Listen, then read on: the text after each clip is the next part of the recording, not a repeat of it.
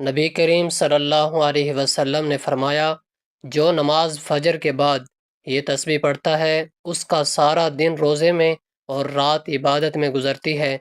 محترم ناظرین، حضرت محمد صلی اللہ علیہ وسلم نے فرمایا، جو شخص نماز فجر کے بعد یہ تسبیح پڑھتا ہے اس کا سارا دن روزے میں اور رات عبادت میں گزرتی ہے۔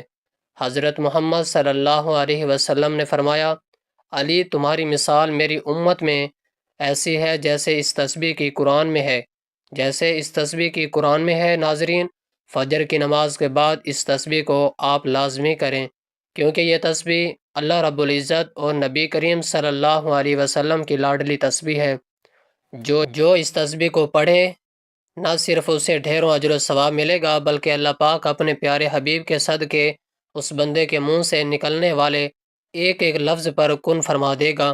محترم ناظرین، عبادت کی فضیلت اور اہمیت اسلام میں بہت زیادہ ہے، کیونکہ یہ اللہ تبارک و تعالیٰ کے ساتھ بندے کے تعلق کو مضبوط بناتی ہے اور آخرت میں کامیابی کا ذریعہ ہے۔ قرآن و حدیث میں عبادت کی بڑی فضیلت بیان ہوئی ہے۔ ایک، اللہ تبارک و تعالیٰ کی رضا کے لیے عبادت۔ سورۃ الذاریات آیت نمبر 56، وَمَا خَلَقْتُ الْجِنَّ وَالْإِنسَ إِلَّا لِيَعْبُدُونَ۔ ترجمہ، اور میں نے جنوں اور انسانوں کو صرف اپنی عبادت کے لیے پیدا کیا ہے۔ عبادت ہے زندگی کا مقصد۔ دو، سورۃ البقرہ آیت نمبر 21، یا ایہا الناس اعبدوا ربکم الذی خلقکم۔ ترجمہ، اے لوگوں اپنے اس رب کی عبادت کرو جس نے تمہیں پیدا فرمایا۔ تین، فلاح کا ذریعہ۔ قد افلح المؤمنون الذین هم فی صلاتهم خاشعون۔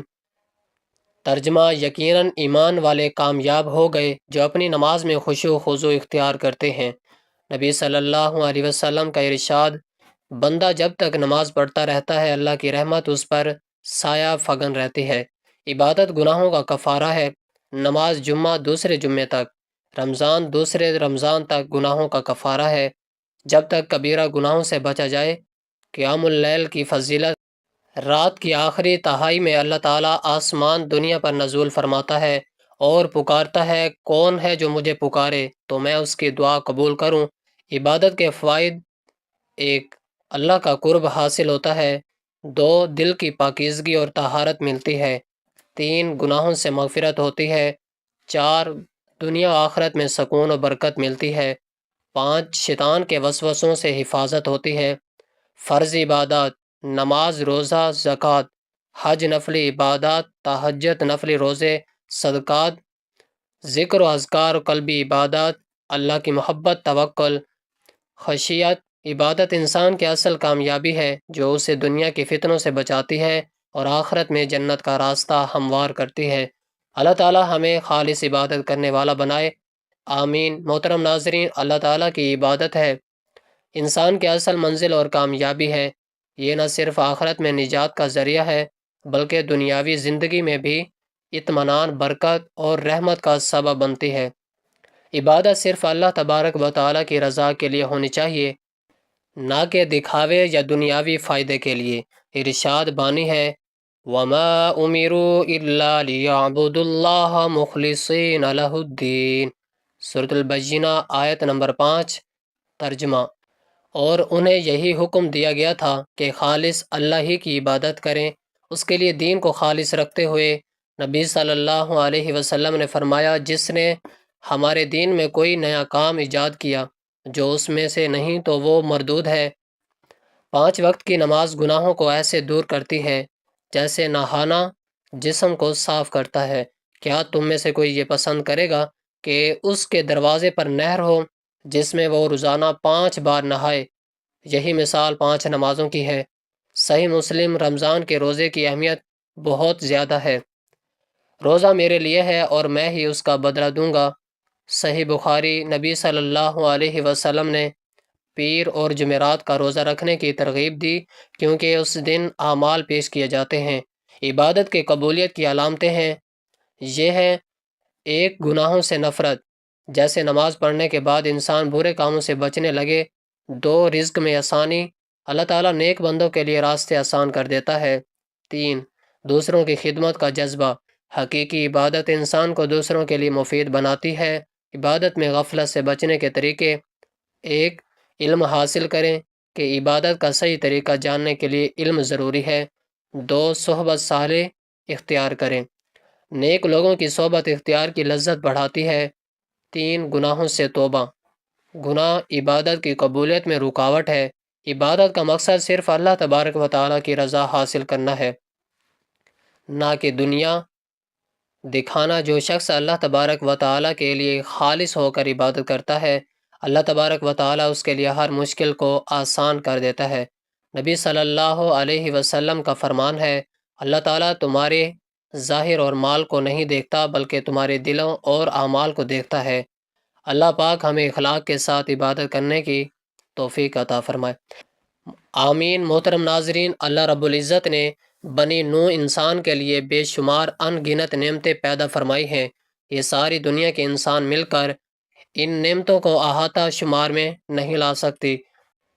اس مضمون کو اللہ رب العزت نے قرآن کریم میں 2 دفعہ بیان فرمایا ہے.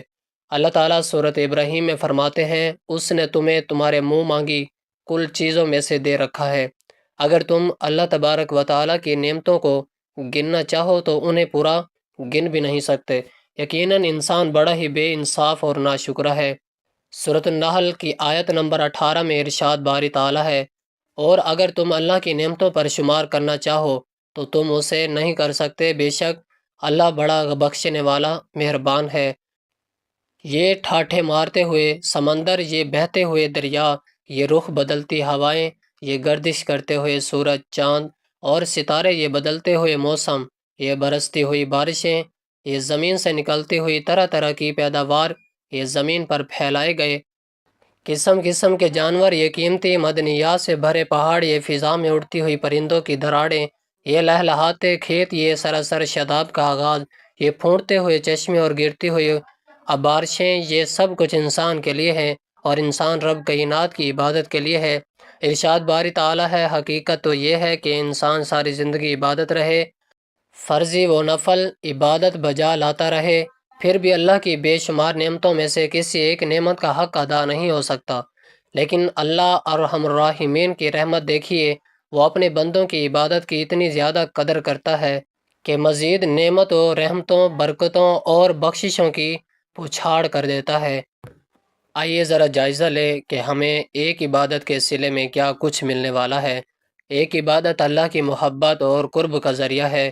حدیث قدسی ہے، رسول اللہ صلی اللہ علیہ وسلم نے فرمایا، اللہ تعالیٰ ارشاد فرماتے ہیں، میرا بندہ آج کسی طریقے سے میرا اتنا قرب حاصل نہیں کر سکتا جتنا میرے مقرر کردہ فرائض کی ادائیگی سے حاصل کر سکتا ہے، اور اگر وہ فرائض کی ادائیگی کے ساتھ نوافل کے ذریعے بھی میرا قرب حاصل کرنے لگے تو میں اس سے محبت کرتا ہوں. معلوم ہوا فرائض سے اللہ تبارک و تعالیٰ کا قرب حاصل ہوتا ہے اور نوافل سے اللہ کی محبت حاصل ہوتی ہے. 2. عبادت جنت میں پیغمبر صلی اللہ علیہ وسلم کی رفاقت کا ذریعہ ہے. حضرت ربیع بن کعب رضی اللہ تعالیٰ عنہ کہتے ہیں، میں رسول اللہ صلی اللہ علیہ وسلم کی خدمت کے لیے رات بھر مستعد رہتا. میں آپ صلی اللہ علیہ وسلم کے پاس آپ کے وضو کا پانی اور دوسری ضرورت کی اشیاء، مسواک وغیرہ لاتا. آپ صلی اللہ علیہ وسلم نے مجھ سے فرمایا، سوال کرو. میں نے عرض کیا، میں آپ صلی اللہ علیہ وسلم سے جنت میں آپ کی رفاقت کا سوال کرتا ہوں. آپ صلی اللہ علیہ وسلم نے فرمایا، کیا اس کے علاوہ بھی تیرا کوئی سوال ہے؟ میں نے کہا، بس یہی سوال ہے. آپ صلی اللہ علیہ وسلم نے فرمایا، تجھے اپنے نفس کے مقابلے میں تو زیادہ نوافل ادا کر کے میری مدد کرنا ہوگی. مطلب یہ کہ زیادہ سجدے کر کے اور زیادہ نوافل ادا کر کے اپنے آپ کو اس اہل بناؤ کہ میں آپ کے حق میں اپنی رفاقت کی سفارش کر سکوں. عبادت سے گناہ معاف ہوتے ہیں. یقیناً نیکیاں برائیوں کو دور کر دیتی ہیں. یہ نصیحت ہے نصیحت پکڑنے والے کے لیے. معلوم ہوا نیکیاں عبادتیں گناہوں کو مٹا دیتی ہیں. اور صحیح مسلم میں ہے، حضرت ابو ہریرہ رضی اللہ تعالیٰ عنہ کہتے ہیں، رسول اللہ صلی اللہ علیہ وسلم نے فرمایا، 5 نمازیں اور جمعے کی نماز اگلے جمعے تک، اور رمضان کے روزے اگلے رمضان کے روزوں تک، ان گناہوں کو مٹا دیں گے جو ان کے درمیانی عرصے میں ہوئے، بشرطیہ یہ کبیرہ گناہوں سے بچا جائے۔ العلم نے فرمایا اس حدیث سے بھی واضح ہوتا ہے کہ 4 عبادات سے تمام صغیرہ گناہ معاف ہو جاتے ہیں، عبادت سے درجات بلند ہوتے ہیں۔ حضرت ابو ہریرہ رضی اللہ تعالیٰ عنہ کہتے ہیں رسول اللہ صلی اللہ علیہ وسلم نے فرمایا کیا میں تمہیں ایسی چیزوں سے خبردار نہ کروں جس سے اللہ تعالیٰ گناہوں کو محو کر دے گا اور درجات کو بلند کر دے گا؟ تو انہوں نے جواب دیا اے اللہ کے رسول صلی اللہ علیہ وسلم ضرور بتائیے۔ آپ صلی اللہ علیہ وسلم نے فرمایا مشقت کے اوقات میں مبالغہ آرائش سے وضو کرنا، مساجد کی جانب قدموں پر زیادہ اٹھنا اور نماز کے بعد دوسری نماز کا انتظار کرنا۔ پھر آپ صلی اللہ علیہ وسلم نے ان تینوں عبادتوں کا ایک مزید فائدہ بتلایا، یہ شیطان کے خلاف مورچہ بندی ہے، یعنی ان اعمال سے شیطان بھاگ جاتا ہے اور انسان شیطان کے حملے سے محفوظ ہو جاتا ہے۔ 5 عبادت کے لیے فراغت نکالنے سے فکر و فاقہ دور ہوتا ہے۔ ابن ماجہ کی روایت ہے، حدیث قدسی ہے، حضرت ابو ہریرہ رضی اللہ تعالیٰ عنہ کہتے ہیں رسول اللہ صلی اللہ علیہ وسلم بے شک اللہ تعالیٰ فرماتے ہیں یا ابن آدم، آدم کے بیٹے میری عبادت کے لیے فراغت اختیار کر، میں تیرے دل کو غنا سے بھر دوں گا اور تیرے فکر کو ختم کر دوں گا، اور اگر تو ایسا نہیں کرے گا تو میں تجھے مشاغل میں ڈال دوں گا اور تیری ضرورتوں کو پورا نہیں کروں گا۔ اللہ اکبر! آج لوگ سمجھتے ہیں کہ اگر ہم نماز و جمعہ اور دیگر عبادات کے لیے دکان، کارخانہ اور مزدوری بند کر دیں گے تو ہمارا رزق تنگ ہو جائے گا، نفع ختم ہو جائے گا، ہم فقیر ہو جائیں گے، لیکن کائنات کا رب اعلان کر رہا ہے اگر تم ایسا کرو گے تو میں تمہاری محتاجی دور کر دوں گا اور رزق میں برکت ڈالوں گا۔ 6 عبادت جہنم کی آگ سے بچاؤ کا ذریعہ ہے۔ اے لوگوں اپنے اس رب کی عبادت کرو جس نے تمہیں اور تم سے پہلے کے لوگوں کو پیدا کیا، یہی تمہارا بچاؤ ہے، یعنی اسی طریقے سے تم عذاب جہنم سے بچ سکتے ہو۔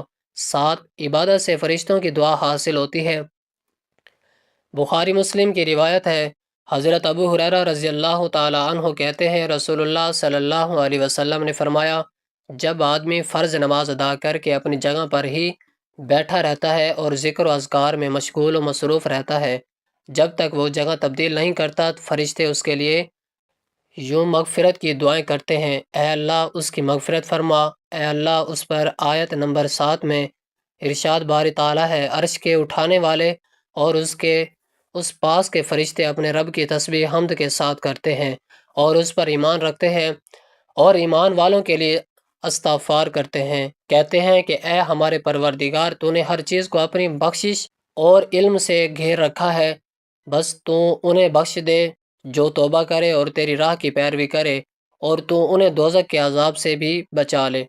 معلوم ہوا اللہ تبارک و تعالیٰ کے وہ مومن جو فرائض و واجبات میں استقامت اختیار کرتے ہیں اور عبادت کے ساتھ توبہ و استغفار کرتے ہیں، ان کے حق میں مقرر فرشتے دعائیں کرتے ہیں۔ 8 عبادت سے دل کو قرار اور سکون حاصل ہوتا ہے۔ سنن ابن داؤد میں حدیث ہے کئی دفعہ نماز کا وقت ہوتا تو امام الانبیاء جناب محمد رسول اللہ صلی اللہ علیہ وسلم حضرت بلال رضی اللہ تعالیٰ عنہ کو حکم دیتے، اے بلال رضی اللہ تعالیٰ عنہ اٹھو اذان کہو اور ہمیں راحت پہنچاؤ، مطلب یہ کہ اذان کہو تاکہ ہم نماز ادا کر کے راحت اور سکون حاصل کریں۔ لیکن آج اذان سن کر بعض لوگوں کو سر درد شروع ہو جاتا ہے اور انہیں نماز بوجھ محسوس ہوتی ہے۔ 9 عبادت پریشانیوں کا حل ہے۔ جامعہ الترمذی میں حدیث ہے کہ رسول اللہ صلی اللہ علیہ وسلم کو جب بھی کوئی پریشانی لاحق ہوتی تو نماز میں مشغول ہو جاتے۔ سنن ابن داؤد کتاب الصلاۃ۔ اس سے معلوم ہوا کہ نماز اور عبادت پریشانیوں کا علاج ہے۔ 10 عبادت سے آخرت میں حسن و جمال اور زیور حاصل ہوگا۔ بخاری مسلم کی روایت ہے، حضرت ابو ہریرہ کہتے ہیں کہ رسول اللہ صلی اللہ علیہ وسلم نے فرمایا میری امت کو قیامت کے دن بلایا جائے گا تو ان کے چہرے اور ہاتھ پاؤں وضو کے نشانات کی برکت سے چمکتے ہوں گے، بس تم میں سے جو شخص استطاعت رکھتا ہے کہ وہ اپنی سفیدی کو بڑھائے تو وہ ایسا کرے۔ اور صحیح مسلم میں ہے، حضرت ابو ہریرہ رضی اللہ تعالیٰ عنہ کہتے ہیں رسول اللہ صلی اللہ علیہ وسلم نے فرمایا مومن جنت میں وہاں تک زیور پہنے گا ہوگا جہاں تک وضو کا پانی پہنچتا رہا۔ سبحان اللہ، عبادت سے یہ کتنی بڑی سعادت حاصل ہو رہی ہے کہ عبادت کی وجہ سے جنت میں زیور پہنایا جائے گا۔ حقیقت عبادت کے صلے میں ملنے والے اتنے سارے انعامات کے باوجود اگر ہم عبادت نہ کریں تو سوائے محرومی کے کچھ نہیں۔ لیکن یاد رکھیے، عبادت کے یہ تمام فوائد تب حاصل ہوں گے جب عبادت قرآن و سنت کے مطابق ہوگی۔ شریعت اسلامیہ میں سب سے اہم ترین عبادت نماز ہے، جس کے بارے میں سرور کونین جناب محمد رسول اللہ صلی اللہ علیہ وسلم نے فرمایا، نماز اس طرح پڑھو جس طرح تم نے مجھے نماز پڑھتے دیکھا ہے، یعنی میری سنت اور میرے طریقے کے مطابق نماز پڑھو۔ اور دین اسلام کا ایک اہم ترین رکن فرائض حج ہے، جس کے متعلق نبی صلی اللہ علیہ وسلم نے فرمایا، مجھ سے حج کے طریقے سیکھ لو۔ معلوم ہو حج بھی تبھی ہی قبول ہوگا جب قرآن و سنت کے مطابق ہوگا، اور ہر عمل صالح اور عبادت کی قبولیت کے لیے یہ شرط ہے کہ عمل قرآن و سنت کے مطابق ہو، ورنہ کئی بد نصیب لوگ عمل کر کے عبادت کر کے کھلے ہوں گے مگر بھڑکتی آگ میں داخل ہوں گے، کیونکہ ان کی عبادتیں، ان کے اعمال قرآن و سنت کے مطابق نہیں ہوں گے، بلکہ من گھڑت، خود ساختہ اور نئے ایجاد کردہ ہوں گے۔ اور میں مزید وضاحت موجود ہے، ارشاد باری تعالیٰ ہے، هل ننبئکم بالاخسرین اعمالا، کہہ دو کہ ہم تمہیں کیا عملوں کے اعتبار سے سب سے زیادہ خسارہ پانے والے کون ہیں؟ یہ وہ لوگ ہیں جن کی محنت، عبادات اور حسنات قرآن و سنت کے مطابق نہیں، بلکہ ضلالت و گمراہی کے مطابق ہے، لیکن وہ اپنی جگہ اس خوش فہمی میں ہیں کہ ہم اچھے عمل کر رہے ہیں۔ ایسے لوگ بہت بڑے خسارے میں ہیں۔ سورۃ الفرقان میں مزید فرمایا، ہم ان کے تمام عملوں کی اڑائی ہوئی گرد و غبار بنا دیں گے، اس لیے ہر عبادت اور عمل صالح کا قرآن و سنت کے مطابق ہونا ضروری ہے، ورنہ ساری محنت رائے گاں جائے گی۔ اللہ تبارک و تعالیٰ کو قادر، متعلق اور خالق و مالک مانتے ہوئے کائنات کی ہر چیز میں تصرف کرنے والا تسلیم کرتے ہوئے اس کی بارگاہ میں عاجزی انکساری کرتا اور اس کی تعظیم بجا لانا عبادت ہے۔ عبادت کے وسیع مفہوم کے اعتبار سے تو پورا دین اللہ تبارک و تعالیٰ کی عبادت ہے، لیکن پورے دین میں سے اہم ترین وہ عبادات ہیں جو ارکان اسلام میں سے ہیں، یعنی نماز، روزہ، حج اور زکوٰۃ وغیرہ، اور ان تمام عبادات میں سے اہم ترین عبادت نماز منجانا ہے، جو مسلمان ہونے کی علامت اور پریشان ہے۔ اللہ تبارک و تعالی ہمیں تمام عبادات سنی طور پر بجا لانے کی توفیق عطا فرمائے۔ محترم ناظرین، اب چلتے ہیں وظیفے کی جانب۔ پیغمبر اکرم صلی اللہ علیہ وسلم نے ایک روز صحابہ سے فرمایا کہ تم میں کون ہے جو ہمیشہ روزے دار ہو اور ہمیشہ رات عبادت میں بسر کرتا ہو، روزانہ قرآن ختم کرتا ہو؟ سلیمان فارسی رضی اللہ تعالیٰ عنہ ان کا حال، یا رسول اللہ، یہ تینوں باتیں میں انجام دیتا ہوں۔ صحابہ کرام یہ ناگوار گزرا، کہنے لگے، یا رسول اللہ، یہ حجمی خواہ اپنی برتری قائم کرنا چاہتا ہے، ہم نے اکثر اس سے دن میں کھاتے پیتے رات کو سوتے ہوئے دیکھا ہے، اور قرآن بھی کم پڑھتا ہے۔ پیغمبر اکرم نے فرمایا کہ تم خود سلیمان سے دریافت کرو۔ جب صحابہ نے دریافت کیا تو سلیمان فرزی رضی اللہ تعالیٰ عنہ نے کہا، یہ تینوں باتیں میں ہر ماہ 3 روزے رکھتا ہوں، خدا کے نزدیک ایک ایک نیکی 10 کا ثواب رکھتی ہے، اور ماشاء اللہ شعبان کے روزے بھی رکھتا ہوں جو سوم دہر کا ثواب دیتے ہیں۔ اور پیغمبر اکرم صلی اللہ علیہ وسلم سے میں نے سنا، جو شخص رات کو وضو کر کے سو جائے تو اس کی تمام رات کا عبادات میں شمار ہوتی ہے، اور میں روزانہ وضو کر کے سوتا ہوں۔ اور میں نے سنا ہے کہ پیغمبر اکرم حضرت علی علیہ السلام سے فرما رہے تھے، تیری مثال یا علی میری امت میں ایسی ہے جو اس صورت اخلاص کی پوری قرآن میں ہے۔ جو شخص صورت اخلاص کو 1 دفعہ پڑھے تو اسے 1/3 قرآن کا ثواب ملے گا، جو 2 دفعہ پڑھے اسے 2/3، اور 3 دفعہ پڑھے تو اس پورے قرآن پاک کا ثواب ملے گا۔ اسی طرح جو شخص تجھ سے حضرت علی رضی اللہ تعالیٰ عنہ صرف زبان محبت کرے تو اس کے ایمان کا 1/3 حصہ مکمل ہو، اور جو دل و زبان سے تجھے محبوب رکھے اور ہاتھ سے تیری نفرت کرے تو اس کا ایمان کام مکمل ہوا۔ یا علی، اللہ کی قسم کہ جس نے مجھے برحق نبی بنا کر بھیجا ہے، اگر زمین والے تجھ سے اس طرح محبت کرتے جس طرح آسمان والے تجھے چاہتے ہیں تو خدا جہنم کی آگ میں کسی کو نہ ڈالتا۔ سلیمان رضی اللہ تعالیٰ عنہ کے جواب سے صحابہ خاموش ہو گئے۔ تو قرآن کی یہ سورۃ اخلاص ہے۔ سورۃ اخلاص کی 3 بار تلاوت کرنے والے کو پورے ایک قرآن کے ختم ہونے کا ثواب ملتا ہے۔ آپ نے فرمایا، یا علی، تمہاری مثال میری امت میں ایسی ہے جیسے سورۃ اخلاص کی پورے قرآن میں ہے۔ امیر المؤمنین حضرت علی رضی اللہ تعالیٰ عنہ نے فرمایا، جس نے صبح کی نماز کے بعد 11 مرتبہ سورۃ توحید کی تلاوت کی، یعنی سورۃ اخلاص کی تلاوت کی، اس نے شیطان کی ناک زمین پر رگڑ دی۔ چھوٹی سی سورۃ اخلاص صرف 11 مرتبہ پڑھ لیں، انشاءاللہ آپ کا سارا سال پریشانیوں غموں سے، آنے والے مصیبتوں سے اللہ تبارک و تعالی حفاظت کرے گا۔ فرشتے آپ کے قریب آنے والی ہر رکاوٹ کو، پریشانی کو دور کریں گے۔ اور سورۃ اخلاص کے بعد اس کی ایک تسبیح کرنی ہے، سبحان اللہ والحمد للہ ولا الہ الا اللہ واللہ اکبر۔ یہ کلمات اللہ تبارک و تعالیٰ کو سب سے زیادہ محبوب ہیں۔ انہیں پڑھنے سے گناہ معاف ہوتے ہیں، نیکیوں کا وزن بھاری ہوتا ہے۔ یہ تسبیح کرنے سے سارا دن روزے اور رات عبادت میں گزرتی ہے۔ آپ اس عمل کو لازمی کریں۔ اللہ پاک ہم سب کو زیادہ سے زیادہ عبادت کرنے کی توفیق عطا فرمائے، آمین۔ اللہ تعالیٰ ہم سب کا حامی و ناصر ہو۔ ناظرین، کمنٹ باکس میں اللہ تعالیٰ کے 99 ناموں میں سے کوئی ایک نام ضرور ٹائپ کریں۔ جزاک اللہ۔